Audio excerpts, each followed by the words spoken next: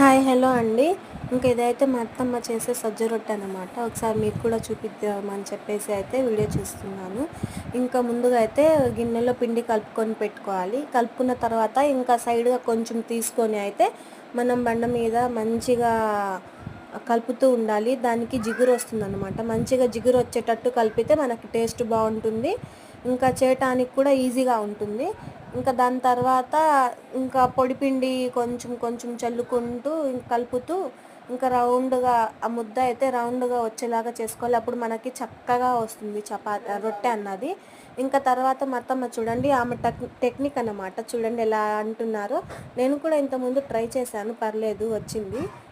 పొడిపిండి చల్లుకొని main process అయితే ఇదన్నమాట. రౌండ్గా వస్తుంది ఇలా. మెయిన్ ప్రాసెస్ అయితే ఇదే అన్నమాట. రౌండ్గా రావాలంటే మనం మంచిగా అటు ఇటు తిప్పుకుంటూ కొట్టుకుంటూ ఉండాలి. మధ్యలో ప్రెస్ చేస్తేనే మంచిగా వస్తుంది. సైడ్కి ప్రెస్ చేయకూడదు, లావుగా వస్తాయి. మధ్యలో అలా ప్రెస్ చేసుకుంటూ చేయాలి. తర్వాత లాస్ట్కి అయిపోయిన తర్వాత పైన చేసుకోవాలి అన్నమాట. అయిపోయింది. ఇదిగోండి, ప్లేట్ మీద తీసుకొని వేస్తున్నారు. చేత్తో వేస్తే ఇరిగిపోతుంది, అందుకని ప్లేట్ మీద తీసుకొని వేశారు. దాని తర్వాత కొంచెం